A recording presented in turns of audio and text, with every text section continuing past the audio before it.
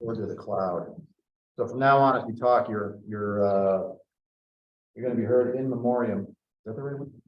It's the other way around in the future, by twos of people, maybe threes sometimes. So let's just do a little bit of a review. This is a overarching. This kind of encapsulates my approach to the Bible. More specifically, my approach to what it was that the divinely inspired authors were tasked with doing and their mindset. You know, when you think about the mindset, it can be difficult. We want to, if we can, recover the mindset of a divinely inspired author. Because when you recover that, you've recovered the mind of God. And if you're doing anything else, you're off. If you're not inside of that world, then you're not exactly in the world that God was weaving in the New Testament, the Old Testament, and the history of redemption. And so if you remember this diagram, it looks a little different than it did the last time you saw it. I've added and subtracted and changed a couple things. We as modern Christians tend to think very individualistically. Come on in. Yeah, go ahead. You want to go in there? Or? Oh, done. We tend to think very individualistically. It's a part of, you don't know this maybe, but it's a part of our post-enlightenment training tradition. Everything is individualized and interpreted individualistically. And we naturally project that onto the authors who were writing the inspired word, which was certainly not the case, except maybe in the case of the letter being written to a particular individual like Timothy or Titus. And there's like, is that it? Two of them? Everything else is written to a church as a body of believers. And so the theology is, it's corporate theology, it's corporate application, it's corporate significance. You are a part of a larger whole.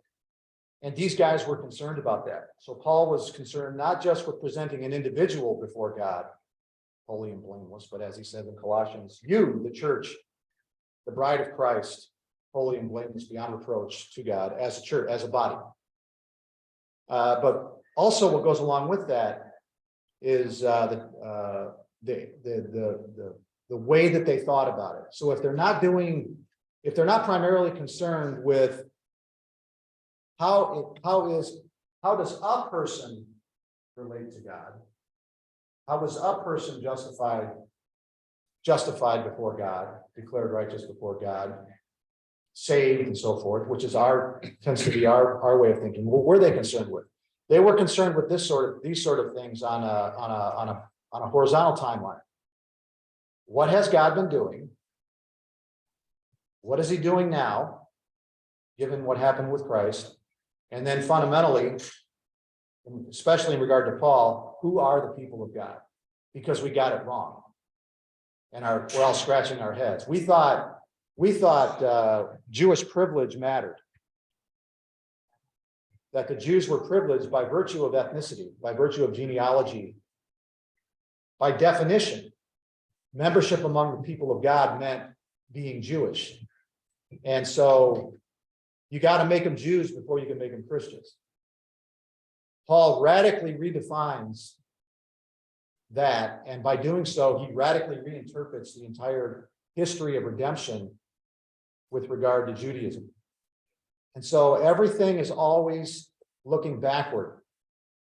As these people proceeded forward, they were always looking backward. And you see that look backwards all the time in the Gospels and in Acts. So if you go back, I'll give you one example of this, which you've seen a dozen times.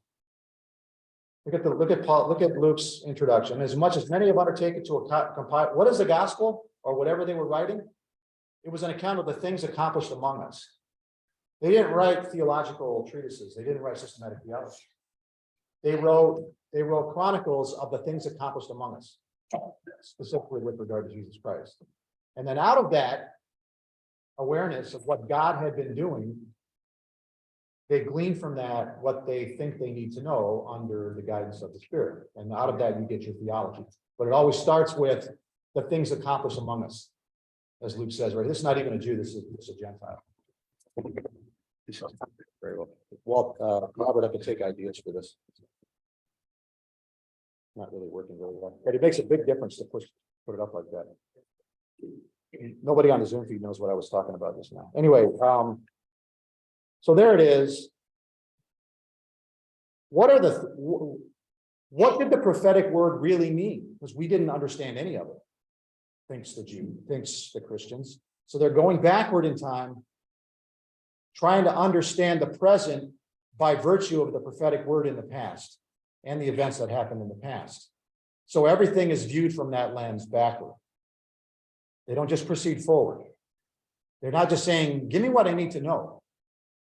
Because what you need to know is the summation of everything that God has done. Only through those eyes, with that God's eye view, can you learn where he is going and where you are going and what you're a part of. We've been brought into that timeline of the history of redemption. So we look backward now, and it's our obligation then to understand the prophetic word and who Jesus was, who the Christ was, which is to say the son of David, speaking of the history of redemption, the son of David, from that vantage point.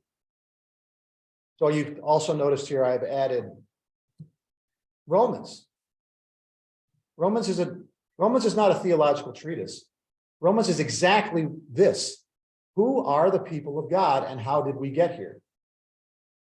So he looks back and he's looking at Abraham, Isaac, and Jacob.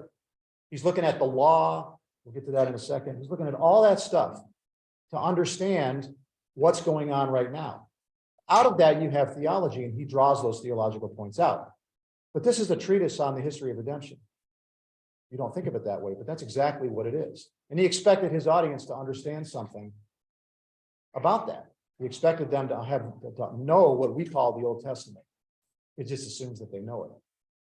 And so now we get to, let's see what else I have here. Now we get to Romans. You've seen this. I changed it a little bit. I love word counts. If you haven't, for those of you that haven't been here much, I love word counts.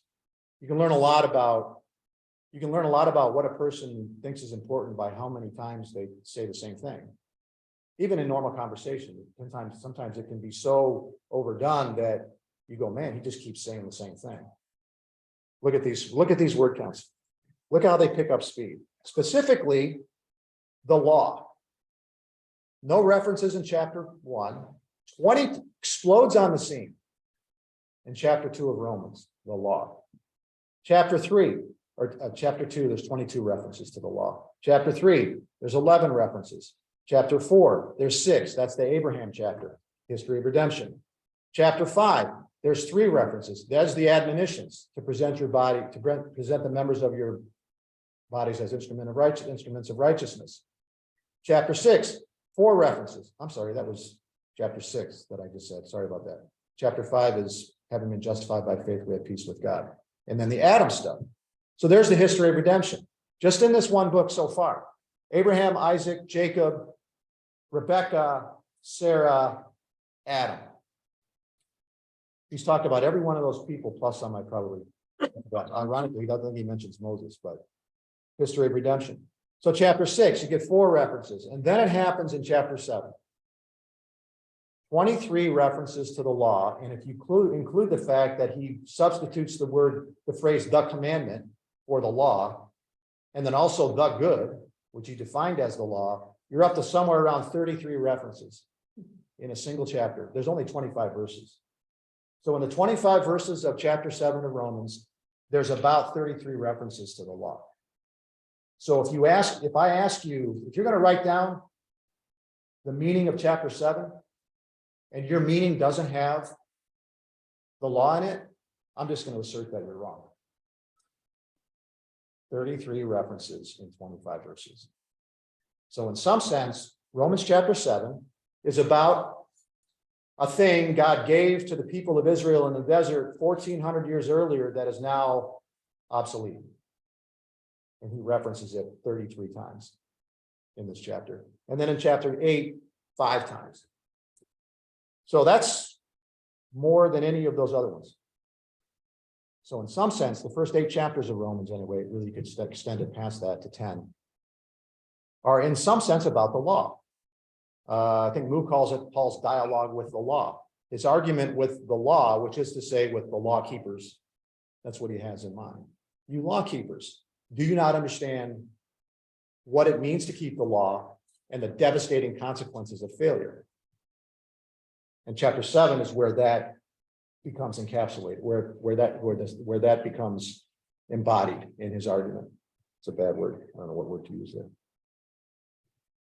In that sense, chapter 7 is the conclusion to his attack, devastating attack on the law keeper. Not the do-gooder, not the modern Protestant who thinks you have to do good works, do good thing, you get to heaven by being good.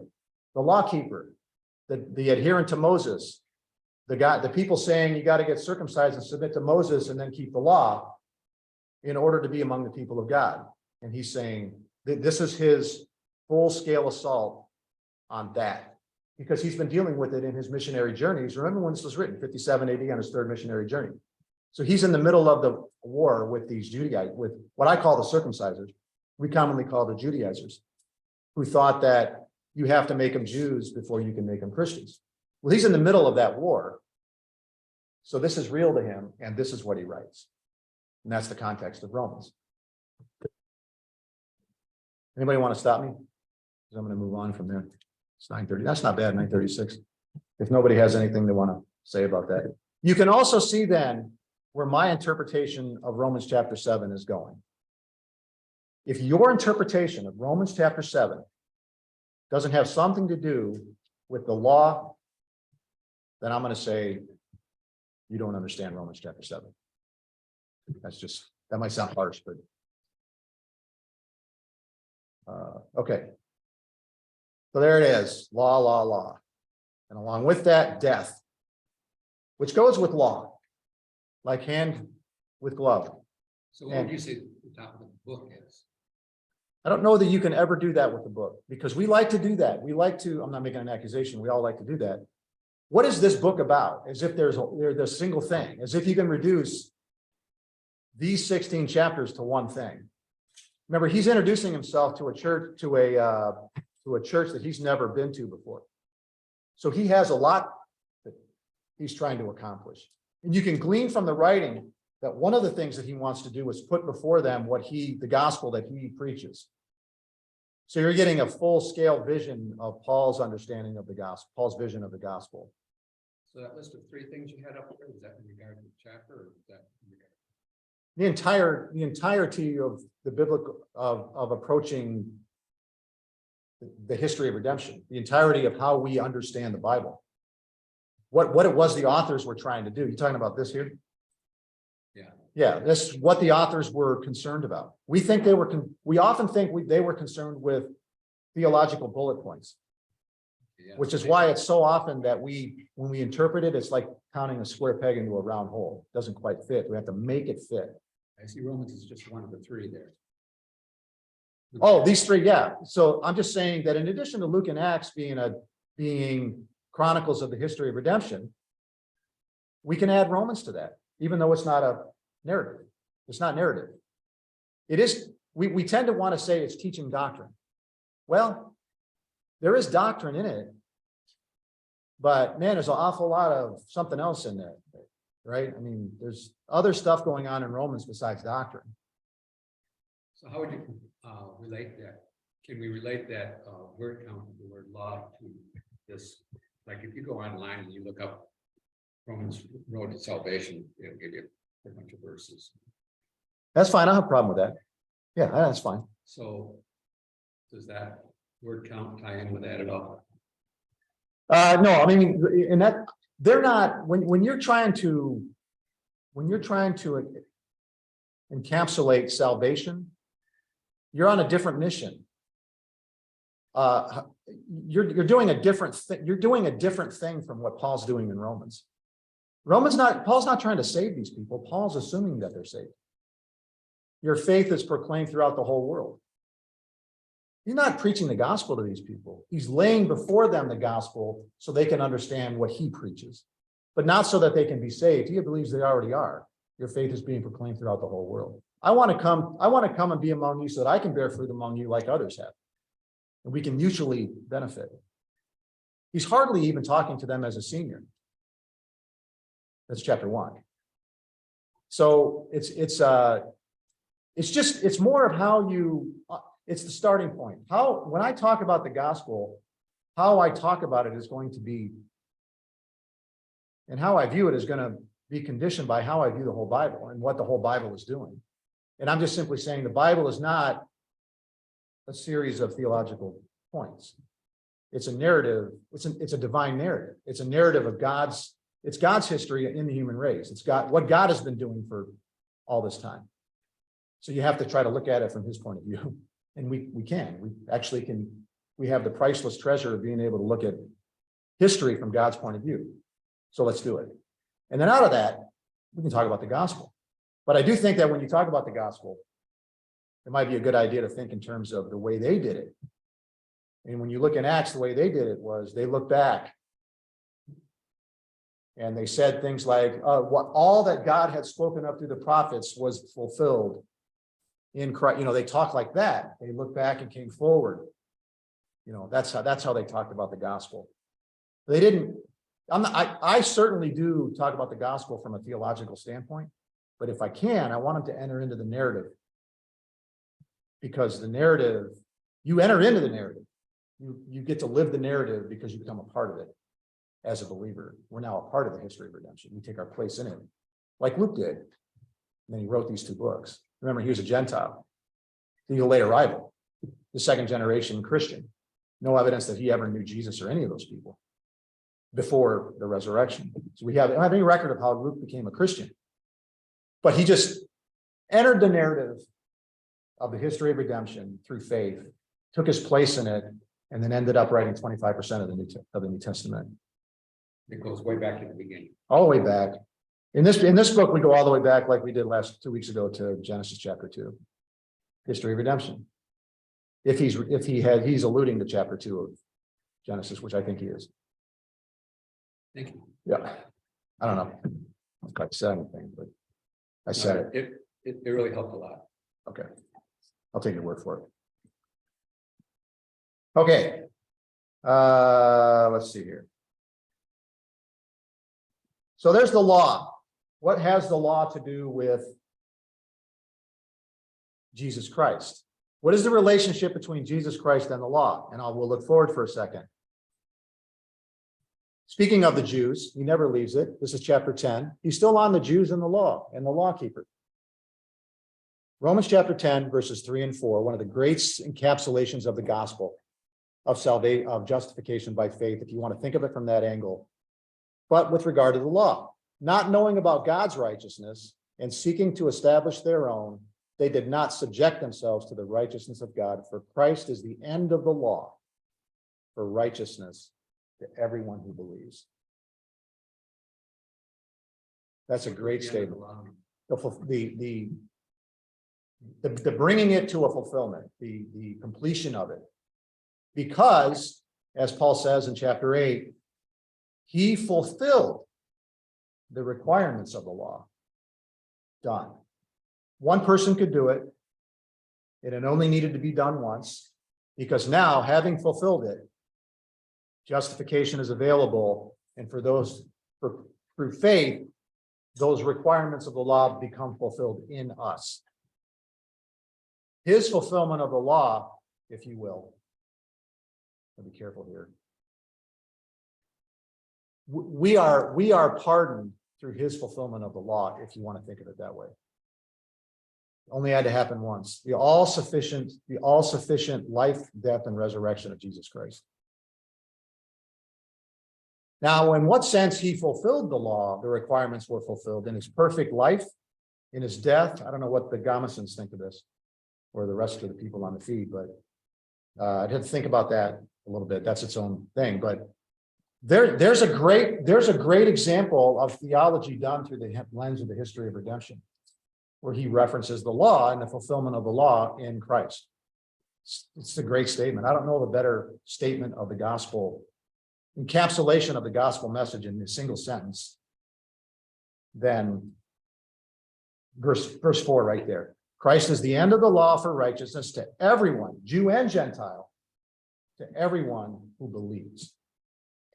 So you get faith, you get justification, you get righteousness, you get the if you will, the abrogation of the law. You get all of that, all sufficiency of Christ, meritorious Christ. You get all of that in a single sentence right there. Romans chapter 10, verse 4. I said this to a kid one time in college. He was in college, I wasn't. When I was on staff with Crusade, I had a student who was, his name was Mick, and he had a roommate, and I would go to their fraternity or something. I would talk to him sometimes. And I said to them in the room one time, I quoted this right. I said, how did I say? See, I said there like 8 times. There's a repetition. You don't have any righteousness. You have to have righteousness before God. Where are you going to get it? That's how I said it. You can think you're good. You can talk about all that stuff. But the fact of the matter is you have no righteousness. Righteousness is the requirement before God. So where are you going to get your righteousness? You remember how they reacted to that? I don't remember that, but a couple of weeks later, after the Thursday meeting, we would go to a coffee shop across from the campus. And he came storming in. And he came walking up fast. And I thought, what the guy's going to do? Going to hit me or something? And he sat, this has been like 2 or 3 weeks. He sat down and he said, I don't think he said hello. He said, I don't see why we need righteousness. It had been needling him for all that time. Couldn't quite get it out of his head. He thought he was a pretty good person. But he knew intuitively there's a difference between being a good person and having righteousness. Because there's a difference between doing a good deed for any reason, as imperfect as it may be, and being righteous before God. And he understood that. So, righteousness, there it is right there. Romans chapter 10, verse 4. I'll have more to say about it when we get there. It's a great statement about the law and righteousness and faith in Christ. And the Jews. And law keeping. And a bunch of other things. Okay, here we go. 947. Who do I still have? Did I just chase a bunch of people away? Let me see who's still with us. Okay, pretty much. I never blame somebody for giving up on it the way I repeat myself so much. But here we go. Romans chapter 7. That's where we are in let's look at the chapter.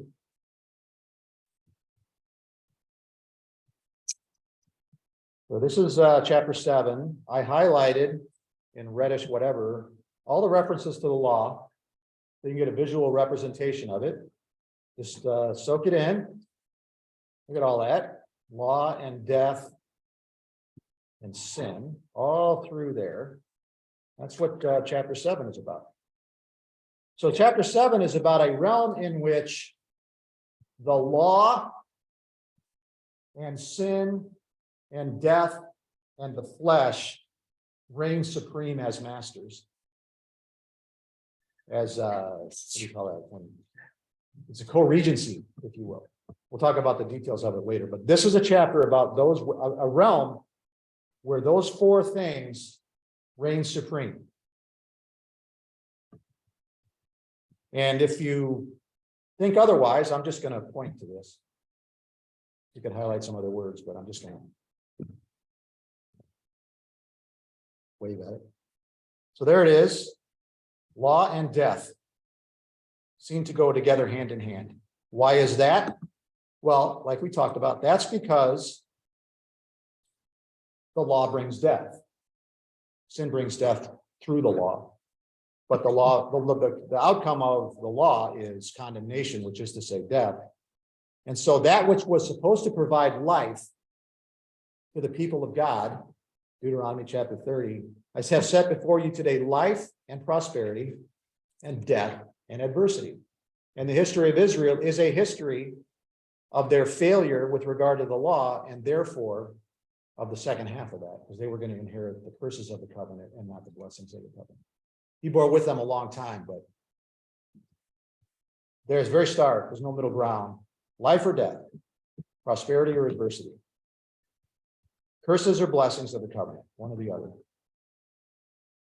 And so death it is. The law brings death because the law cannot justify, the law can only condemn, because no one in the flesh can be a law keeper. All right. So with me, good. This is chapter 7, verses 8 through 11. It's in a, what do you call this? This is, I don't know what you want. Inclusio, maybe? Don can say something. I think that's the right expression for it. Kind of hard to see, but here it is. What is the culpability of the law? Is the law to blame for my sin and my death? Is the law the bad thing? That's the question at hand right now. Sin, taking opportunity through the commandment. In this case, what's the commandment? In Romans chapter 7, what's the case in point commandment? He's already given it. Thou shalt not covet. That's the commandment. Stands in place of the whole law in chapter 7 at this point. Taking opportunity through, sin took an opportunity through the prohibition of coveting to produce in me coveting of every kind. What an ironic outcome. God gives a commandment like he did with Adam and Eve. Don't do this. And the result of this is not just the doing of it, but the multiplication of it. And you see that in Genesis as well. What starts in chapter 3 as a single act of disobedience, that also is Romans, through Adam's one act of disobedience, right? By chapter 6, the entire world is engulfed in sin. It happens in 3.5 chapters or so. It's an extraordinary pace. And so he has the history of redemption on his side, history of the human race on his side here, as recorded in Genesis. Sin, taking opportunity through the commandment, produced in me coveting of every kind. I was once alive apart from the law, but when the commandment came, sin became alive and I died. And this commandment, which was to result in life, Deuteronomy chapter 30, proved to result in death for me, Deuteronomy chapter 30. And now the inclusio. Sin, taking an opportunity through the commandment, deceived me, and through it, killed me. So what is it the law's fault? Is my death the law's fault? Based on what you just read right here? Is it the law's fault? Is my death the law's fault in this? Assume I'm me, and assume that me is me. Is it the law's fault? What fault is it? Not the game's fault, you can't play by the rules. Yeah. Look at the red. Sin deceived me and killed me. Sin deceived me, and through the law, using the law as a weapon, as an instrument, killed me. It's sin's fault so far. It's sin's fault. It's not the law's fault. Go ahead. I'm jumping back a little, but Good for you. Maybe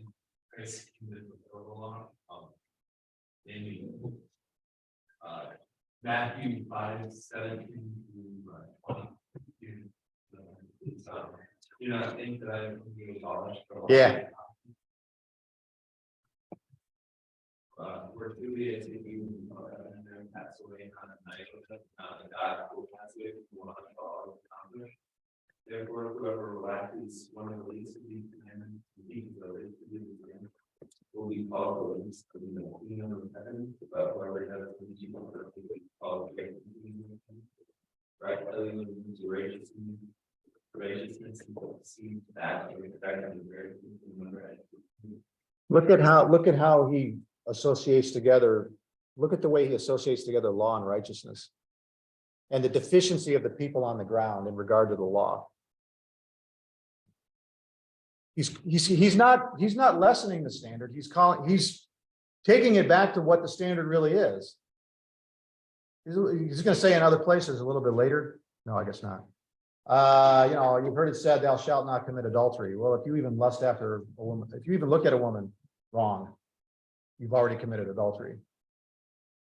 It's much worse than you think, people. Your disobedience is much worse than you think. You're flattering yourselves too much. So this, what turns out to be impossibly high standard, he will not lessen. I'm not going to make it easier for you. it's not why I'm here. The little secret was, I'm gonna fulfill it. And then through faith, my fulfillment will count on your behalf. But only through the divinely inspired, through direct act of, in my view, direct act of revelation on God's part to these authors later, could we have understood that. And we do now. That's a lot to say about this, but that's one thing we can say about it, that I would say about it. Does anybody else want to? I haven't studied Matthew in a long time, so I'm ad-libbing. Why am I looking at Doug? You asked the question. I was just. That's what I think. That's what I think, having not thought about it for who knows how long. Probably I should have thought about that one because I know about that passage, but. Okay, Don apparently is not going to help me out here, so let's just continue. Okay. Let's continue. The point is, when you dissect the verse, those couple of verses there, you get this kind of structure. And he's finally making his point in the last part there. By implication, it's not the law's fault. My death is not the law's fault. It's sin's fault. Sin using the law as an instrument to accomplish my death. But I still had to be deceived. Why am I easy to deceive? Because I am of flesh, as he's going to say in a minute or two, sold into bondage to sin. Sin deceived me because it turns out I am sold into bondage to sin. Sin is my master. So sin controls, sin reigns supreme. So it deceives me.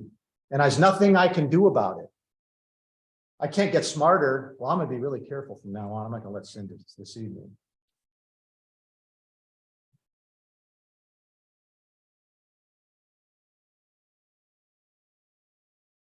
The sense of helplessness on the part of the human should begin to sink in at this point.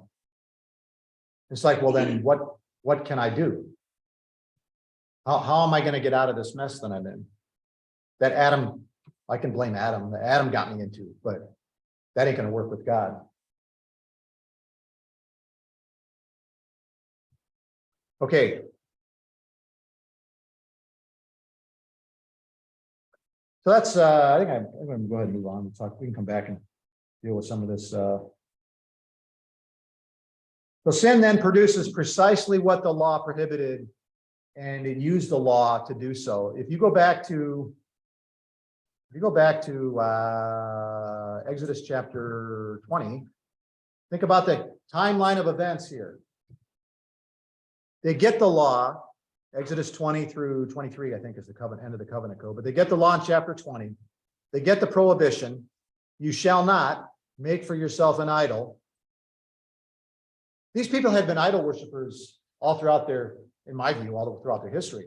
But in Egypt, they were pagan idolaters, period. And so they had already been idolaters. But now, with the coming of the law, something has changed. It's not like if they continue in idolatry, God's going to say, well, they always were idolaters, so I'm not going to do anything different. No, now with the law, with the arrival of the law, the situation on the ground has been transformed. It's a new era, if you will. And so what happens, of course, only after this do we see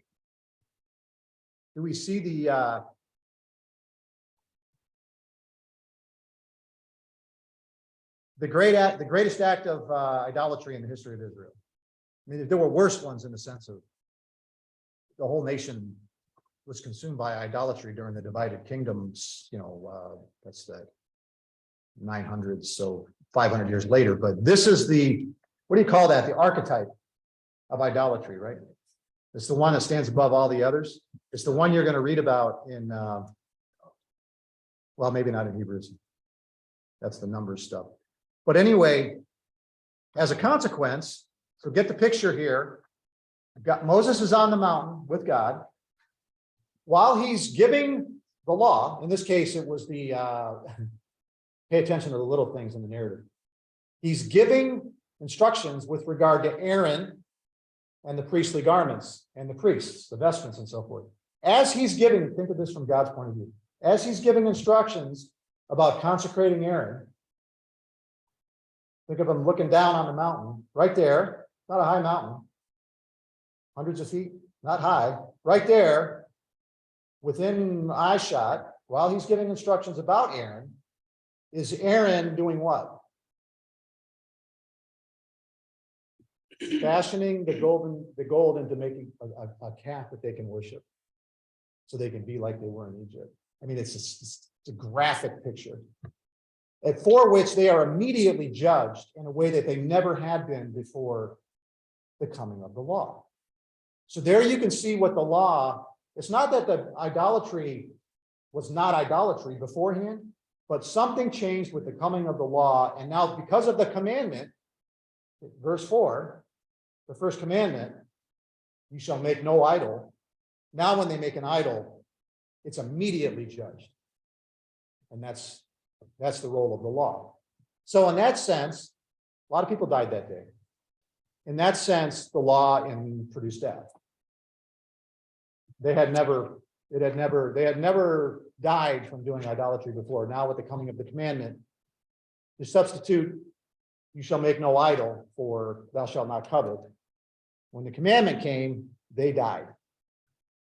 And from then on, death is just gonna be there with very few exceptions. Is that God choosing a people for himself and setting them apart in the nation and showing I am God to the nation, To the surrounding nations, so that his name may be proclaimed throughout all the earth. Yeah. But also so that he could bring in eventually a Messiah through whom the nations could be brought in. That was. I'm really stressed. But can that be a thought of when we finally understand our situation and our helplessness? And it opens our eyes to what can we do so that God calls us as individuals to come to him, and now he's set us apart for him, and we accept you. I think, yeah, I think you can say it's the necessary precondition. And we wouldn't know our helplessness apart from that mark of righteousness and the law showing our sin. Yeah, a lot of people, I don't think that happens that way for everyone. They have a transformative moment when God simply brings them to faith. Did the Israelites have that understanding right from the start? There were only a few dots of generations that got this right. There was the conquest generation. Man. Because it seems like it's well, After- no, it is. It's all God's work. Yeah, he's been fashioning a people for himself since the day he started. And he's not finished yet. He's still doing it. He's fashioning a people. He's fashioning a person. But that person takes his or her place among the people of God, and a piece at a time, he fashions a people for his own name. And he glories in the whole structure in which we are situated, hopefully. But I think that was Paul's vision. He had this vision of these churches. That's why he liked, he's talking about the bonds of unity and so on and so forth. Not just inside a church, but this church with that church. So that's why the collection for the saints was so important to him. When he got back to Jerusalem, he delivered the collection for the saints that the Macedonians and the Achaeans, Gentiles, had given for the church, because that unity of Jew and Gentile was extremely important to him, because it signified more than anything else God's great redemptive plan to abolish the distinction between Jew and Gentile. I'm way off of wherever you were 2 minutes ago. So that's what commandments do. They bring death through sin. Sin brings death through the commandment.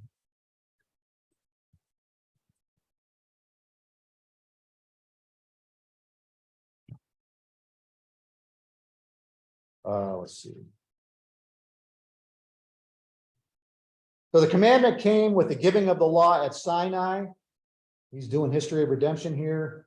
And Paul is standing with them as if he's among them, watching what happened. I mean, you can almost picture him witnessing this horrific scene of idolatry, followed by many, many, many more horrific scenes of idolatry, all of which bring death. And eventually, the no kidding thing back in 587, when the Babylonians invaded and conquered the southern kingdom and wiped it out. After which the Israelites would never have an independent nation again until 1947 or 9, I forget which. 48, got them both wrong. Now, as for Paul's personal performance under the law, I hope that's not my feed screwing up. As for Paul's personal performance, I'll go back to these word counts later. Personal performance under the law, he had some things to say about himself. And the thing was, if anyone could attain righteousness from the law, I could do it. Pretty high opinion of himself with regard to the law that he's talking about here in chapter 7. I myself might have confidence in the flesh. There's that phrase in the flesh, which we're going to talk about at length. In the flesh often has a very specific meaning for Paul, although I think I don't know what he means. I have to think about that. Leave that aside. If anyone else has a mind for confidence in the flesh, interesting. I far more, circumcised the 8th day of the nation of Israel, of the tribe of Benjamin, a Hebrew of Hebrews, as Jewish as it gets, as to the law of Pharisee, as to zeal, a persecutor of the church, as to the righteousness which is in the law, which doesn't exist, found blameless. That's his opinion of himself. Whatever things were gained to me, it turns out are worth nothing in this sense, in this limited sense. I count them as loss for the sake of Christ, because that's where the righteousness really is, and for a bunch of other reasons. And then he moves on from there. But look how many times righteousness appears in this. How many times does it appear in this? There's 3 right there.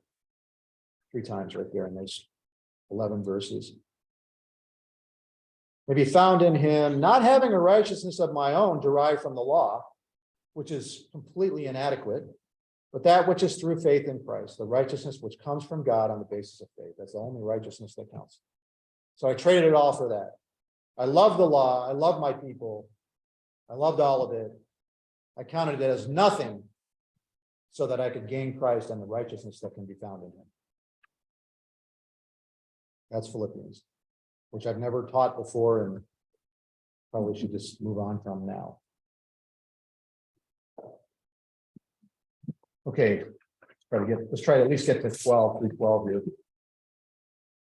So the giving of the law made Israel's situation worse, not better. One of the great ironies in the history of redemption. In fact, I put it this way, that might have been moved that I just quoted. This is me. In fact, it prompted an existential crisis for Israel from which it would never recover. The day they were given the law was the day they began to die as a nation and as a people.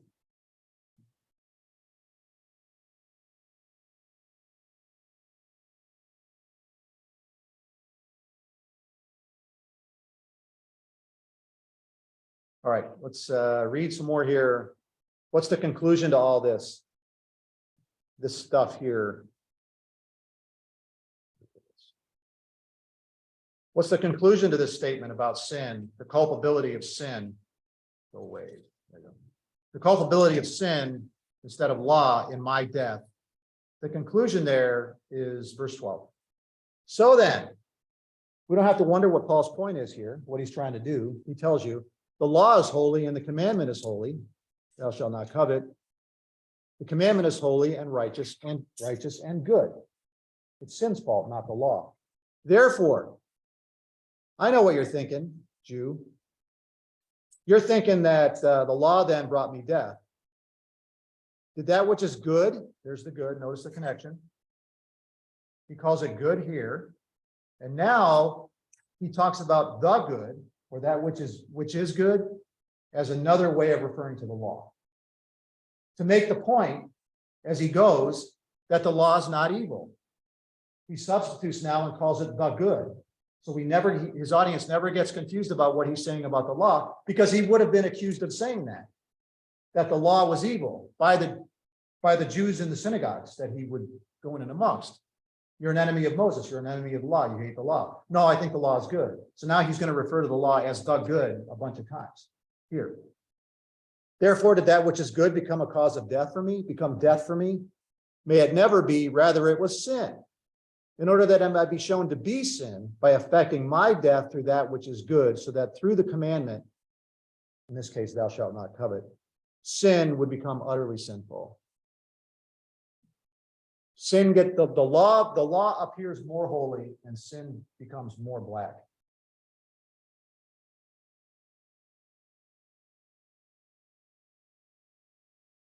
However, the law cannot impart holiness, because you cannot keep it. It imparts guilt, condemnation, and death, which is where we're going in just a minute.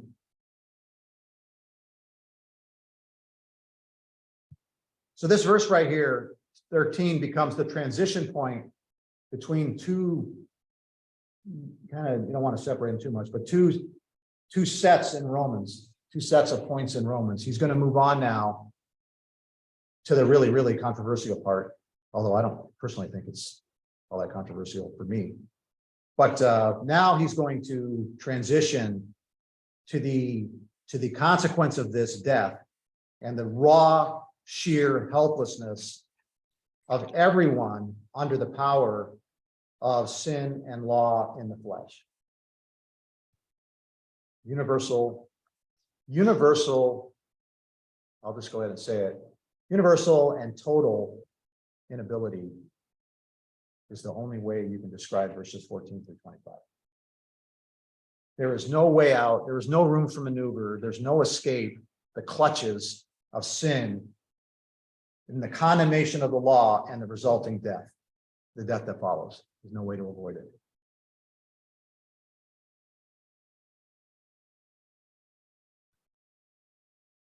So Jews have been beholden to a master, the law, which they were incapable of pleasing. And they never thought of it that way. And that's the way he thinks of it. We only know about this because we have a divinely inspired author. This is supernatural revelation here, as far as I'm concerned. So the law then, to repeat myself again, the law was in a different way. The law was an instrument used by sin to propagate itself. Think of sin now as a contagion that has infected the entire being of a human, the entire being. It's like a cancer that is top to bottom and now infects every single cell of the body. Nothing escapes its clutches. Nothing is untainted by the effects of sin within the person. So there is no place from which to start doing good, because every place you start from is infected with sin. Something like that. So now he's going to explain the relationship between sin, death, and the law from a first-person perspective as a Jew trying to keep the law as a means to achieve justification or something. I don't know if that, yeah, that's the right word. So let's close this by reading then this verse, because then you can think about it. We're just going to read 14 through 25, and then you can think about it. For we know that the law is spiritual. Look at the dichotomies, the binaries, the polar opposites. We know that the law is spiritual, but I am of flesh. So law on the one side, flesh on the other. And to be in the flesh means to be sold into bondage to sin. It means to have a master that you're incapable of escaping. For what I am doing, this is the consequence then. For what I am doing, I do not understand, for I am not practicing what I would like to do, but I am doing the very thing I hate. What would he like to do? He would like to do the law. But if I do the very thing I do not want to do, I agree with the law, confessing what he already said up here earlier, that the law is holy and the commandment is holy and righteous and good. And through my law breaking, I also confess that the law is good. So now, no longer am I the one doing it, but sin which dwells in me, my master. For I know that nothing good dwells in me, that is in my flesh. There's that expression again. For the willing is present in me, but the doing of the good is not. For the good, the law, that I want to do, I do not do, but I practice the very evil that I do not want. But if I am doing the very thing I do not want, I am no longer the one doing it, but sin which dwells in me, my master. I find then the principle that evil is present in me, the one who wants to do the good, the law. For I joyfully concur with the law of God in the inner man, but I see a different law in the members of my body waging war against the law of my mind. That's the law, and making me a prisoner of the law of sin, which is in my members. Now there's two laws. Wretched man that I am, who will set me free from the body of this death? Thanks be to God through Jesus Christ our Lord. So then, on the one hand, I myself with my mind in the willing serve the law of God, but on the other, with my flesh, the law of sin. And this is what we got to talk about the next time. Law, all the way to the end, right? All the way to the last verse, 25. Okay, I'm gonna stop there, 10:16. Anybody got anything to say? Anybody in Zoom, you want to say anything? Don was quiet. I don't know if he agrees with me or he's quietly stewing. Yeah, maybe I got a phone call later today. Is he saying it will make you do it? So we'll go ahead and shut down. Thanks for everyone for participating. I appreciate it. Thanks, Gary. Yep. Yeah. Adios. Adios.